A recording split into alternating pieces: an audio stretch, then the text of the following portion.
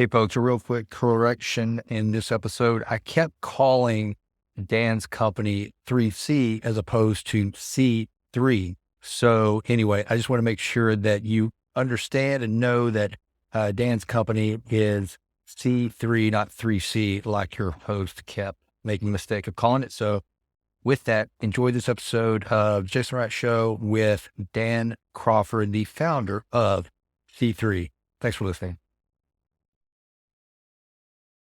Dan Crawford, welcome back to the show, brother.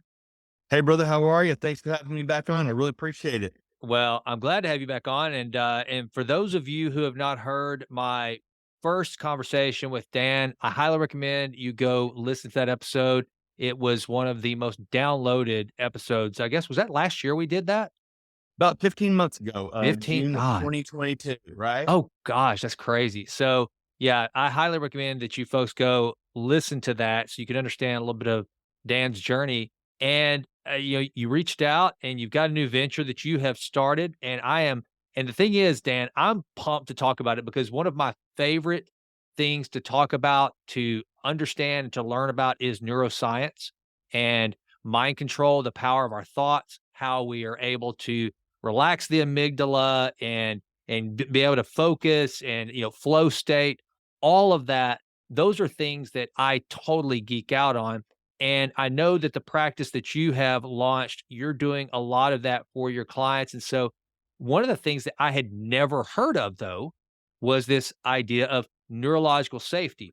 So tell us, first of all, about your new company, what a typical engagement looks like for you. And then let's just kind of dive into some neuroscience and just see where this takes us. My hope is that this conversation allows the audience to understand what they can do. One, understand their thoughts better, understand their mind, understand the fact that this monkey brain that's constantly tapping away and dancing in our head, that it is a monkey that can be tamed. And you're listening to a guy that has struggled to tame the monkey. But I'm sure you've got some cool tactics and practices to that end. So with that, brother, what's going on? Tell me about 3Cs. First of all, I want to say I really appreciate the emphasis on the word struggle. You might not, you necessarily didn't have to say it that way. I'm messing with you, obviously. But it is a struggle. It's a daily struggle. And even when you feel like you're happy, healthy, you're approaching things right, it doesn't take but a single, thought or behavior or action that can really manipulate that in our lives, right? So what is CD3? That's Crawford Coaching Concepts. And I recently branched off. Previously, I was the U.S. Performance Improvement team manager. I had 6 teams throughout the United States and offshore, and I managed those different teams. And this really got started there because it was a combination. Each of my teams had 2 people. We had a operations person to performance, and then this other side, you had this safety guy, right? QHSD, quality, health, safety, environment. And so they worked together because so many times you saw it as being separate, but that's really not what good, optimal performance and performance improvement looks like, right? And so now that I branched off, I really have 3 concepts, the Crawford Coaching Concepts, C3, when I referred to it in our podcast here. But the first one's neurological safety. I think we have to start there. The second one is leadership development. And the third is culture cultivation. Try to say that a bunch, right? The cultivating of healthy cultures. And neuroscience safety is the start. And then the support of that, right, is done through or is, cultivated through developing your leaders, buy-in from management, and then creating this culture where people feel like they are valued, a part of a team. Because I think you and I both know, people leave sometimes for money, but oftentimes it's because they don't feel valued and they don't feel a part of the team and the work the team is doing, right? Yeah, as a matter of fact, Dan, one of the things that I've heard, I guess it maybe it was Daniel Pink in his book, Drive, where he talks about, and I think I've got these right, that mastery, purpose, and what's the next one? Mastery, purpose, and maybe it's independent. I'm not sure. I think it's independence to be able to challenge, to grow. Yeah.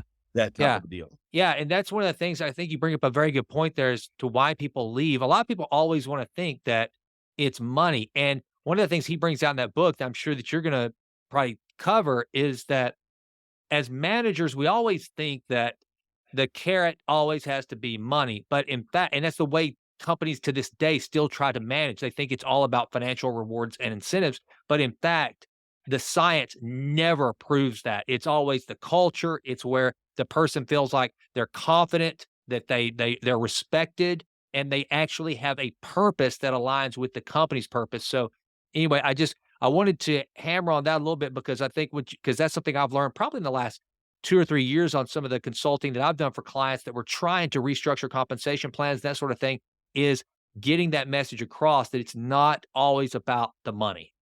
Right. So when I started delved into this adventure, right, and we on my website you'll see that there's a um, neuroscience safety assessment that anybody can sign up for. Send it in. It's a simple form, and I've created one of those where I've pulled a lot of different questions from various surveys, some of my own as well. Also during my work as an executive neuroscience safety facilitator, and so that's available on our website, which is easily accessible. I'm sure I can give it to you. You can pull that up because it's brand.page/Crawford Coaches, right? But specifically, when I think about neuroscience safety, that is the foundation of a healthy, proactive safety culture. And what we want is behaviors that happen systematically, routinely, and that they are continued, right? That they don't stop. So there's three real facets of this. At the bottom here, we have our behaviors, right? We have the behaviors that are taking place. So how do we get here? And I think it's two pieces. I'm going to kind of divide it up. All right. First, you have neuroscience safety, which is how our brain thinks, how we approach things. And then you have your psychological safety. I'll talk about those. So if you've got those here and they funnel down into our behaviors here at the bottom, right? And wherever you fit in that funnel, a person that's using good neurological safety and is supported in that, there's good psychological safety at the workplace. At the top of that funnel, they're very high functioning. If you've got low neuroscience safety education, if the psychological stages are not developed, then you're going to be at the bottom of those behaviors. It's going to be very minimal, which indeed leads to risk and is basically an environment that's not healthy, safe, and good for the employee, right? So and again, yes, I was in the oil and gas industry, and I've got a few owner operators right now I'm working with, kind of developing some things. But when I started my presentations, I realized we talk about physical safety all the time. We drill it, drill it, drill it. That is our trainings, the processes, procedures, and our equipment.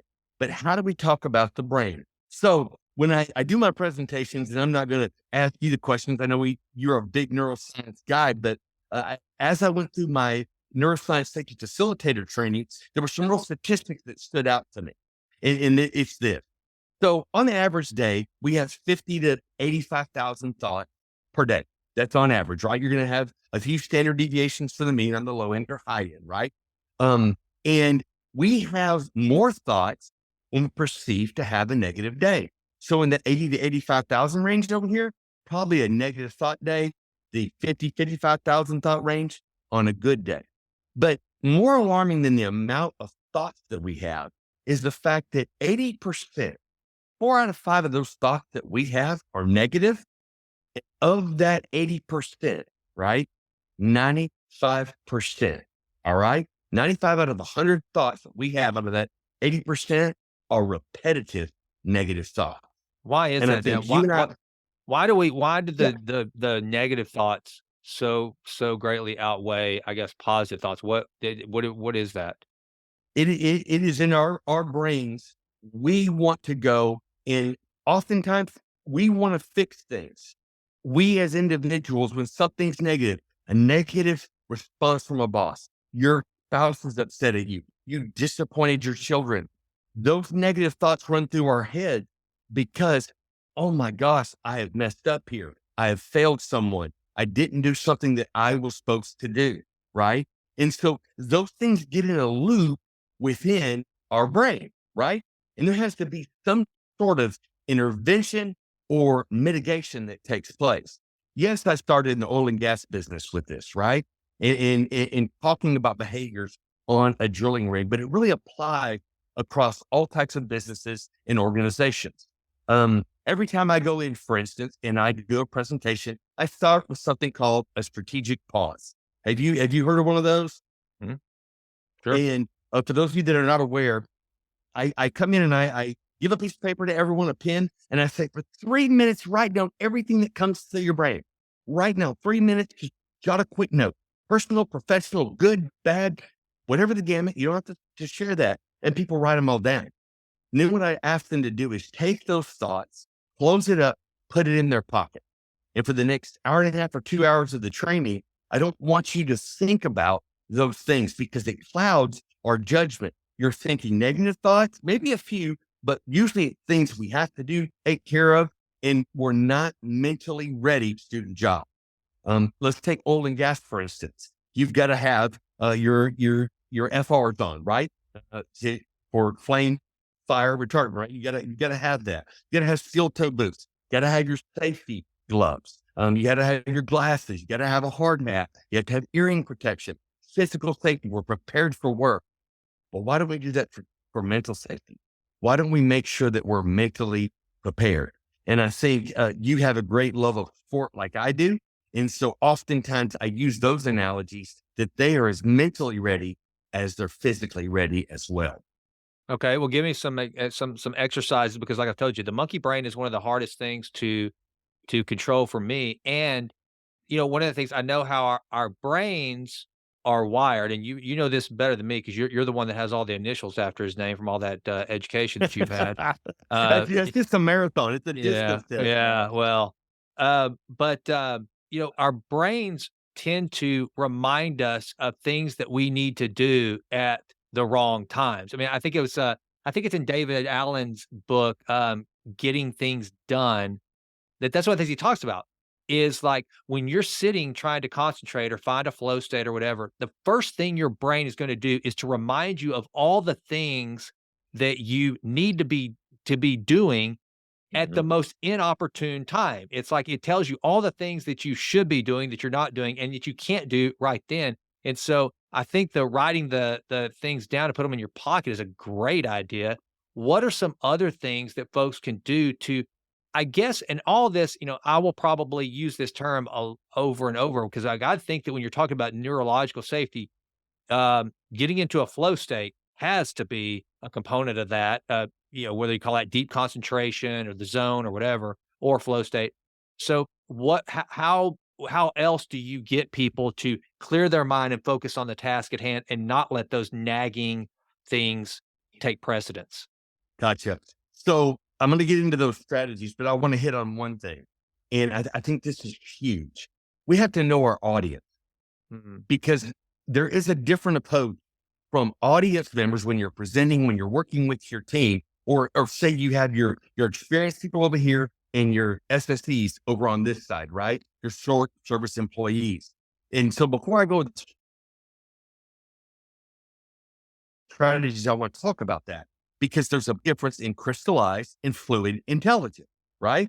Mhm. So you have your crystallized intelligence is your ability to solve problems, your problem solving skills based upon your experiences that you have had. A problem comes up in business. Something happens on a drilling rig. It's probably happened multiple times. And if you're a seasoned manager or leader, you know what to do. You can be woken up out of your sleep and know the steps to identify the problem. And then here's what we need to do, right? So that's your crystallized intelligence. But then you have others that use fluid intelligence. That is our cognitive thinking. And we won't, I'm not going to bore everyone here with the prefrontal cortex and how all that works together, right? We want to keep this on that user level. But people that have that fluid intelligence level, they've got to problem solve and think through things because they don't have that crystallized intelligence, right? And here's the perfect example, right? So if you are on, for instance, you're on work for a drilling contractor and you work out in the oil and gas industry, a rig manager can solve a problem in a minute when a mud pump goes down. He knows, hey, it could be a blown swab, could be this or that, whatever it is, he knows. A short service employee is not going to have that experience. They've got a problem solve, probably going to take it a little bit longer. What is the key element to that when I talk about these strategies? So if you take a normal day, 7 a.m. to 7 p.m., by about 9 a.m., most people are about 75 to 85% at their problem solving skill level. That is short cycle employees, new team members, or those with crystallized intelligence. We get caffeine in us, right? We feel good. We get the day going, right? Everybody's there. But here is the difference. A crystallized intelligence person that has the perception in their brain, I'm having a bad day. It's not a good day. I've had these negative thoughts repeatedly because of personal or professional. Their ability to problem solve drops about 5 to 10%, right? It does. It delays them a little bit and distracts them. But the key element here is the fluid intelligent employee, all right? Theirs drop within a matter of hours to 10 to 15%. So anywhere from 70, 75% is what they, 75, 80% is what they started at, and they drop to a 10 to 15% based upon their perception of having a bad day because they don't have the crystallized intelligence to rely on to problem solve. Jason, you probably haven't had this, but I had an incredible wife, Kim, and there are sometimes I go to her with things and I bring it to her and she says, Dan, I know you think it's a bad day. This is awful. It's okay. In the grand scheme, it's all right. But in our mind, if we think it's a bad day because of our thought, repetitive negative thoughts, and we can't break that cycle through mitigation, right? That's just what we believe in. That's our reality. Perception is our reality. And so I wanted to point that out because I think there is a difference in the two. That I believe that circle, if you've got the crystallized intelligence go down a little bit, and we've got this right here for the fluid intelligence, this circle, that is the area where when you end up with problems, incidents, and issues in the workplace, because that takes a tremendous dive. Does that make sense? Yeah, absolutely. So how do you, and see, this is where I think it gets tough. And I know I've dealt with Yeah. this as a consultant going in and trying to train different employees. You mentioned it early on, knowing your audience. So, man, how do you start to make that assessment of a team, especially when, like, you've dealt with offshore oil rig workers that probably aren't sitting around thinking about flow state, neurological safety, and positive versus negative Right. self-talk. So, how does the average person that just frankly, they just don't think about these things the way we do? Now, I don't mean that good or bad. I mean, look, they're just living their lives. How do you start to get them to adopt some of these practices that can really show them how they can short circuit the negative spiral that can lead to some bad things, to kind of get them back centered and get on a positive basis? How do you start that process? A great segue. I mean, we didn't discuss this to everyone, but he just segued it perfectly right into what I want to talk about here, right? And so I've got 3 strategies here I want to talk about. And again, it still works for crystallized or fluid intelligence employees, but it's like you said, each group's a little different. So how do we approach it? I really appreciate and have found what works is the storytelling approach and the use of empathy. Okay. Jason, when you were in high school, did you learn from the teacher that had a bunch of letters after their name? They get up and lecture. They were very high intelligence. They knew information and they could just regurgitate right off the top of their head all of this information. Or did you learn better from the person that may not have had the same intellectual level of knowledge, but they could relate it to a story, something real life that takes place within? Right? Your story. When you're Yeah. talking about workplace safety and you talk about how many incidents have happened in oil and gas industry or God forbid fatalities, when you relate that to the team and you talk about Dan right here has a wife, something happens to him, Jason, you're responsible to give her a call and let her know. You other team members, call each of his 5 children. You other 2, you 2 are going to call mom and dad and tell them we did not keep him safe by what we did and what we didn't do. You want to talk about making that really, you're pulling at the empathy of their life, right? You're empathetic towards if something happened, it's hypothetical, but you also do it through telling the story and making it real for them. And I think that's the disconnect that oftentimes happens. We go, do this, do that, do this training, you do what I said, but not understanding why we want you to do what we say, right? And I think that's so very important. We oftentimes talk about knowing your why, right? There's all kind of books about that, knowing your why and sharing your why.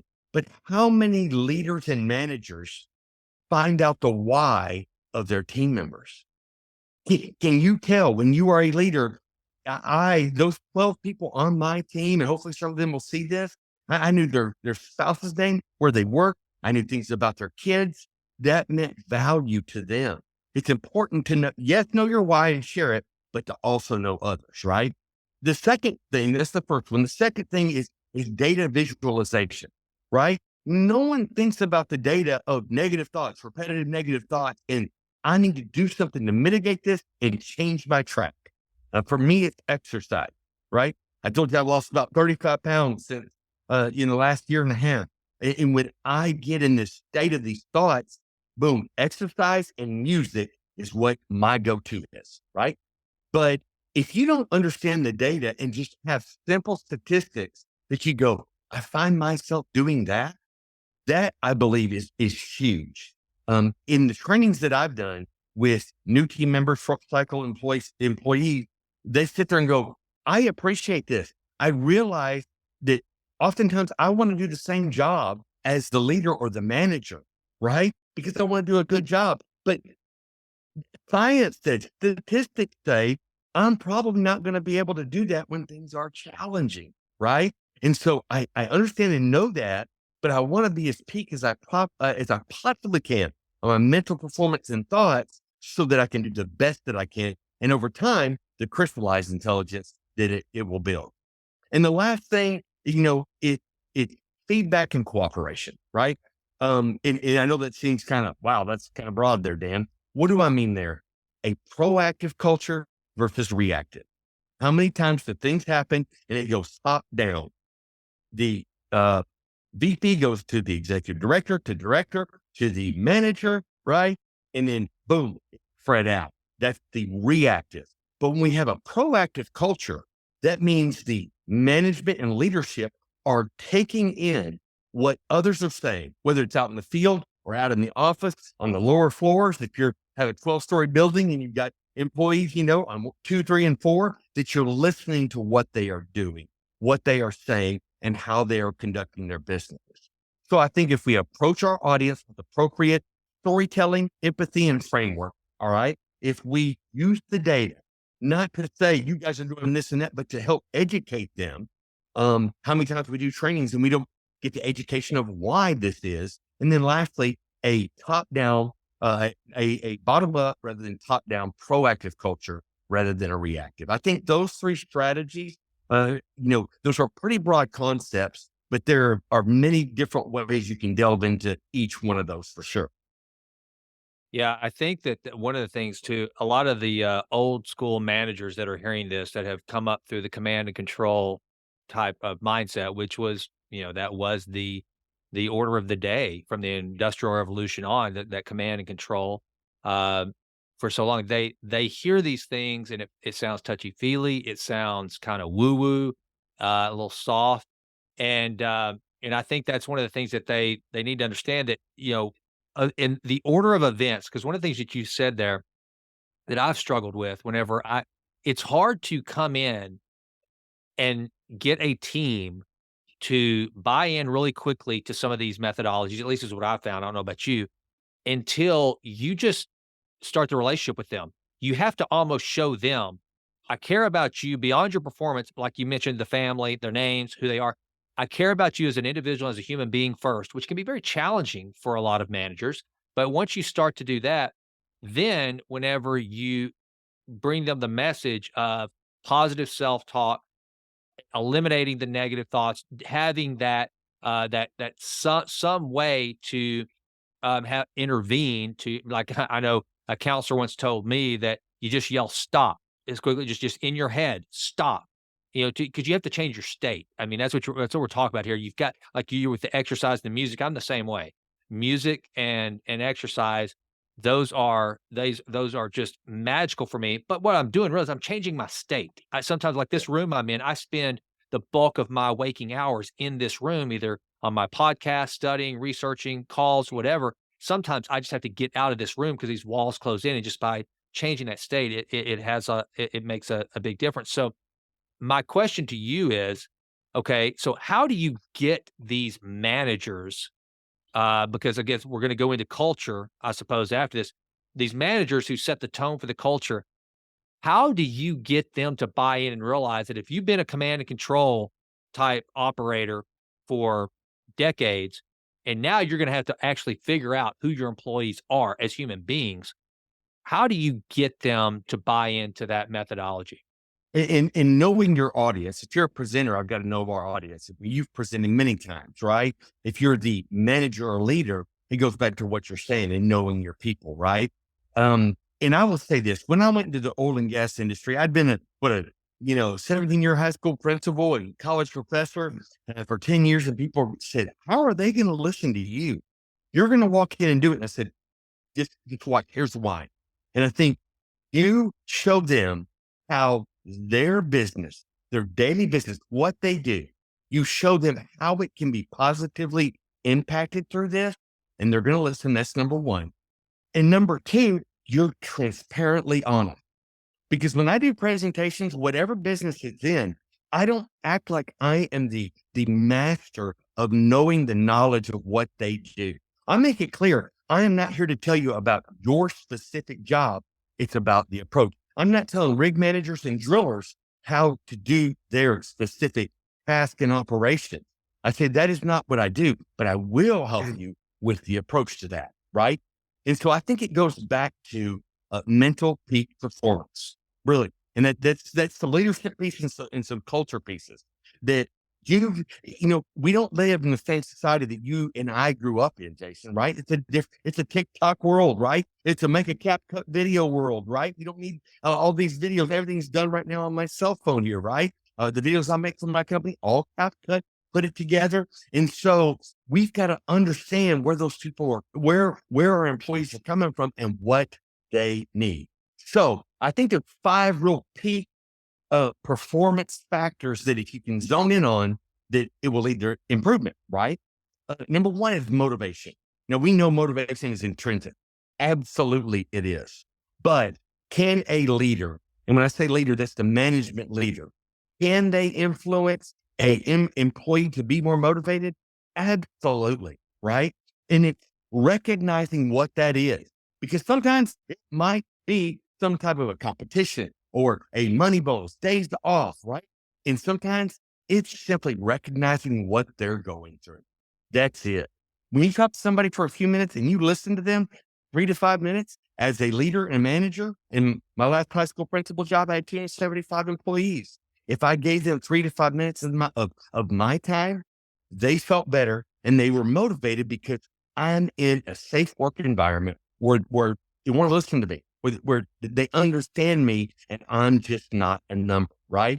The second thing is high self-confidence for peak performance.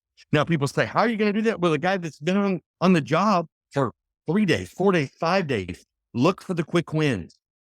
Find the quick, simple win. Even if to everybody else it was very simple to do, that quick win will boost that confidence. It goes back to the endorphins in the brain, that positive comment. You did a good job, affirmation that just makes people spike. And when you can spike, it may go back down a little bit, but with each spike, it goes up in a trajectory like this, right? And that's what we definitely want to do. Clear goals and objectives. How many people start on something and say, here's the task we want you to do, but they don't have defined goals, expectations, timelines, and follow-up. There's nothing more frustrating for me when I get a task or operation and I don't have clear expectations for follow-up or what I'm supposed to do. That can be very difficult. Number 4, humans, we want routine. Not a basic blah, blah, blah routine of this is what we do every single day in this order, but we have a routine where we don't walk into that environment. It's the same thing at home, right? I can walk through the door, Jason, and I know if Kim's not happy with something I did. She doesn't have to say a thing. It's nonverbal communication, which is 60 to 65, 75% of communication. I have my routine when I come home and I know, ooh, I didn't do something here. How am I going to mitigate it and solve it, get to the bottom of it so I can correct that behavior, right? Same thing at work, like a routine to solve problems and a routine when things are going well and how to build on that, right? And then the last thing is arousal control. If we all have that. Some people talk faster, talk more, and some people shut down. It depends on their level of arousal. In other words, when things are going good, don't get too high. And when things are not going well, don't get too low, right? The people that find the least amount of variance in their arousal are the ones that stay balanced and can stay focused and continue to move forward. So I think if you can do those pieces and model it. I think modeling it as a manager, as a leader, and in showing them, giving them the freedom to do that as well in their life, I think it has a really, really big impact. So whenever you come into an organization, are you spending more time with the management or the teams? Management. I will do small group coaching, larger group too with teams, but oftentimes it's going to be presentations with follow up coaching, right? Because there's got to be follow up and discussion. You know, we on a podcast, it's me and you here talking. I'm a guest, so I'm going to speak more. But really, when I want to do a presentation, I don't want to be the one that is doing all of the talking and all the speaking, right? And so when I think about peak mental performance, I go back to the JFK story, right? And the janitor. For those of you that haven't heard it, in a short, brief version, you JFK is the one that said we're going to land a man on the moon. Unfortunately, he was assassinated before that happened, right?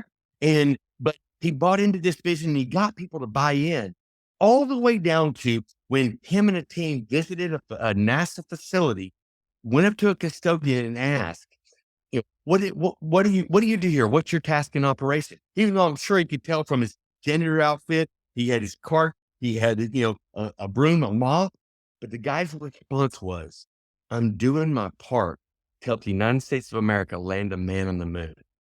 When you have a custodian at a facility buying into that, that's affecting his motivation, right?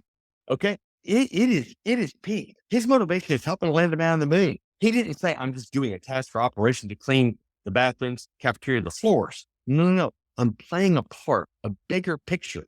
And so he had this self-confidence, this motivation, right? That was his mindset. And so many times we get caught up in just what we're doing now.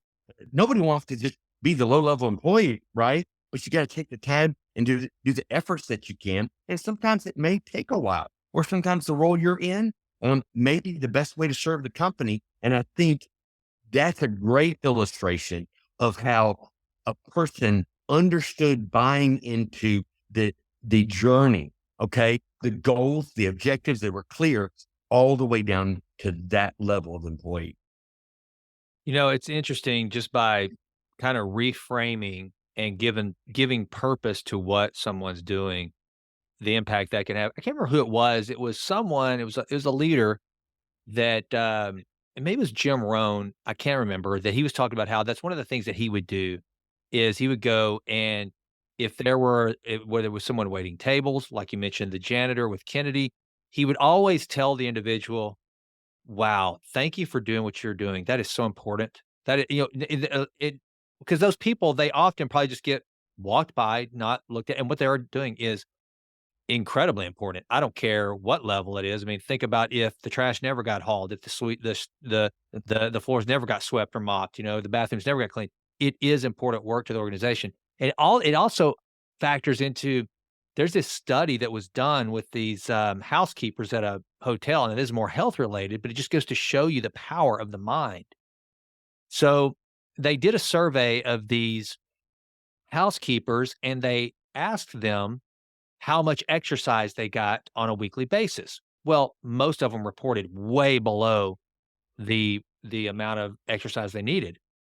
But then what they did is they created a document that showed the work they were performing actually could be considered exercise, that they were actually getting their daily required exercise in their job because they're always moving. They're on their feet. They're making beds. They're constantly on the move. And do you know that their blood markers for VO2 max, for all these different their insulin levels, all these different things changed once they saw what they were doing as equal to exercise, and it couldn't even be explained. The fact that their health increased could not even be explained, but it was so much driven by mental. And that janitor that Kennedy talked to, he had purpose. You talked about the easy wins. That is mastery. You're showing mastery. And then whenever you trust the employee, you're giving them autonomy. And those are the things that that I've learned really motivate. So the fact that your practice is to get those managers to understand the value in those things, I got to believe that's going to move the needle for those organizations. And then plus, now talk about a culture of neurological safety and these things. Kind of like the best case scenario, you walk in, Dan, to an organization that the employees are demotivated, which is usually shown by there's high turnover, that morale is low, company might not be performing. You turn it around, what does it look like whenever if you've just hit on all cylinders? Gotcha. So that's great. And you referenced Daniel Pink earlier, so I got to throw in my reference, right? Autonomy, mastery, and purpose. Yep. That's it. Those Yep. three words: autonomy, mastery, and purpose. That's what people want and they crave, right? You ask a great question. If I went into most businesses and asked them, what are your safety procedures? What are the stages you have of safety? They would all talk about, well, we do this. We have ergonomics training. We have the compliance training that we do every year. Da, da, da. How many do you think would talk about the 4 stages of psychological safety? Very few, minimal, maybe 1, possibly 2 out of 10, but that's it.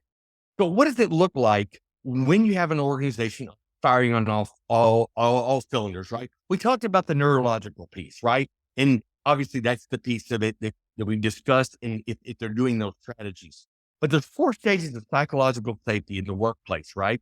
Not physical safety, the psychological piece. And this is what I spend a lot of my time on. And there's 4 stages. The first one's inclusion. Okay. How are you inclusive in this work environment? And that goes farther than DEI training. But how are you involving members in the task operation? Do they feel included? No, it's not, does the manager or leader think that we have an inclusive environment? Do the employees feel that, right? Are they a part of it? The second stage is, do they feel safe to be a learner? In other words, are they stressing about not knowing their job or not knowing what's next? But there's not support for them to be a learner, grow, and develop. That's what we want. Okay. We as individuals are intrinsically motivated by growing and developing because we eventually will reap the results of it, right? But you've got to have a learner-centered environment where, when I say learner-centered, it's centered around the concept that they are free to learn and grow. The third piece, contributor.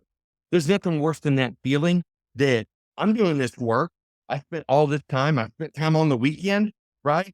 And it wasn't even used in the presentation. It wasn't even a part of it. Now, sometimes it wasn't relevant, possibly, but did people feel like I am contributing here? I am a part of this. That janitor made it clear to JFK he was a contributor, although on a small scale that many people wouldn't even look at or think about, right?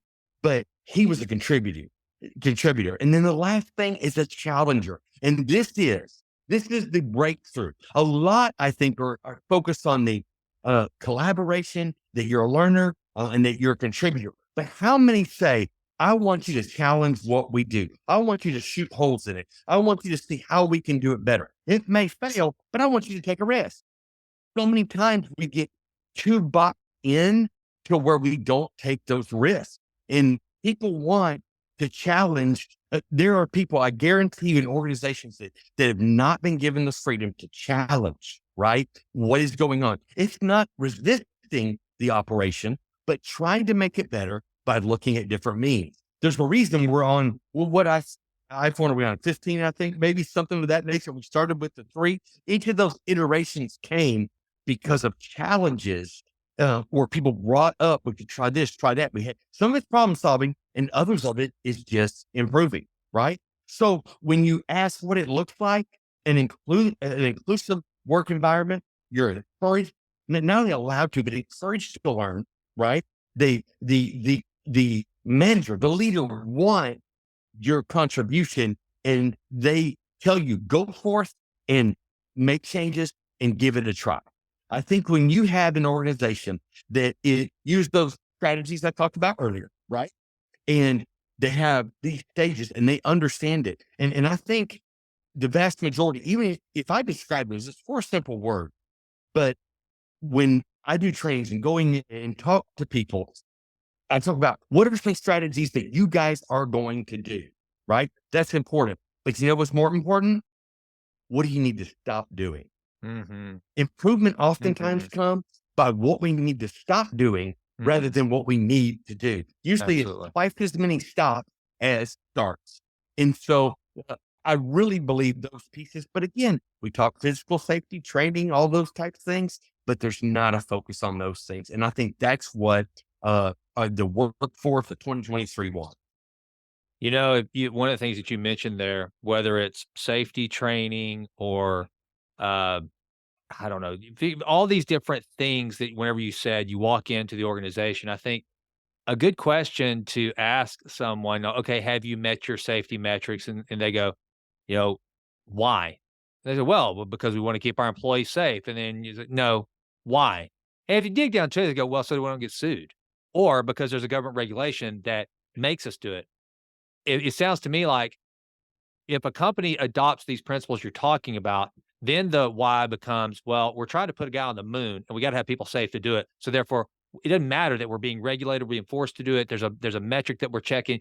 It's part of our overall purpose. And so I think that's one of the things. And then also you mentioned, to have a growth minded organization, which is an organization that will challenge, it's not so afraid to fail, that doesn't look at, if I put forth an idea in a team meeting and everybody says, yeah, that's just not going to work. I don't think I'm a dumb jackass. So they go, oh, my idea just wasn't a good idea, but I'm still smart. I still have something to contribute.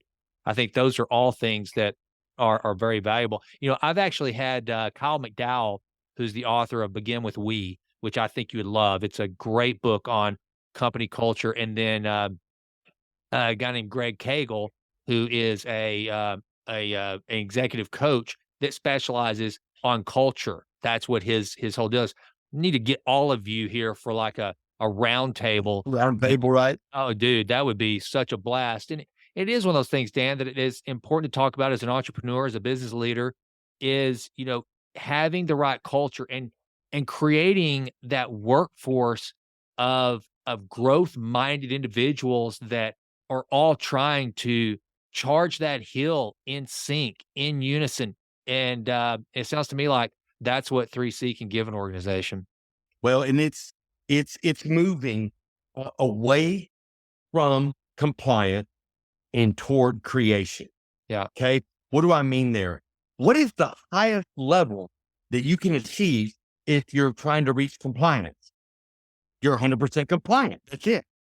But when you move toward a creation, problem solving, you have ownership, your involvement of this, man, what will be developed and come out of that from a product standpoint and an employee standpoint? I think we haven't even begun, because I think this is kind of the next frontier. We had a little faith analogy, we're landing the man on the moon, but I do think this is the next frontier that we need to be looking at and committed to. Kind of like employees that will kind of balk at it, but an organization that would balk at these type things, it makes you question, where is your focus? Is it only on the bottom line, only on the product, or the people that are getting you to the point where you have optimal peak performance and, create or develop a good business product? Wonderful.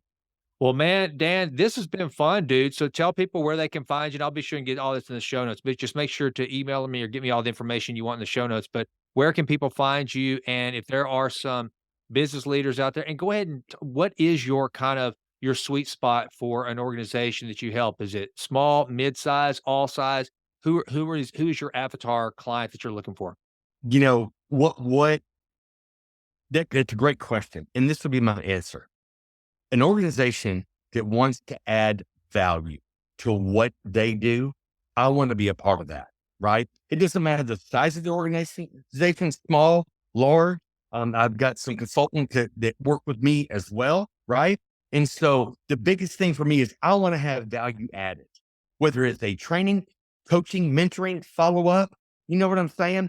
I want to be able to add that at the end of the day, where they look at me and say, that's going to help make us better, right? So that's kind of how I'm looking at this approach, because it's so different, right? There's a ton of physical safety consultants, things of that nature, but not many on this round. So you have a large organization, me coming in, doing a presentation, doing a training for a large group. I would say that I run the gamut of it. It would just look different for the size of your organization. And that's why you can visit brand.page/Crawford Coaches, or email me at crawfordcoaches@outlook.com.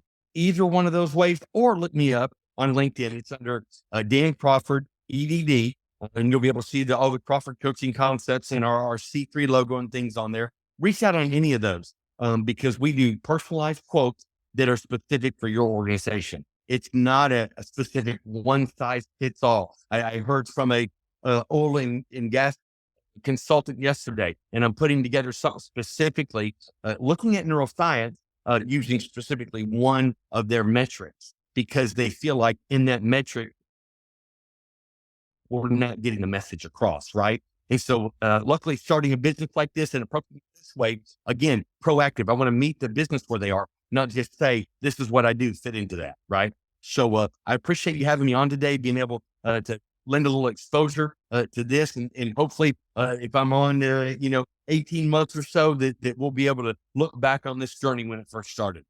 Well, Godspeed, brother. I'm proud of you, proud for you, and look forward to see what the future holds. So with that, Dan Crawford, thank you, brother. Folks, thanks so much for listening, and we are out. See you, brother. Well, that does it for this episode of The Jason Wright Show. Thank you so much for listening. This has been a Texas Titan Media production. Fourth Wall did the music. And as always, thank you so much for listening. Please consider going out to jasonwrightnow.com and signing up for the Vitruvian letter. Also, please go out to iTunes. It takes like 30 seconds to just leave us a 5-star rating. It does wonders for the podcast. I would be so grateful. And with that, until we meet again, go crush it and endeavor to improve always in all ways. I'm out.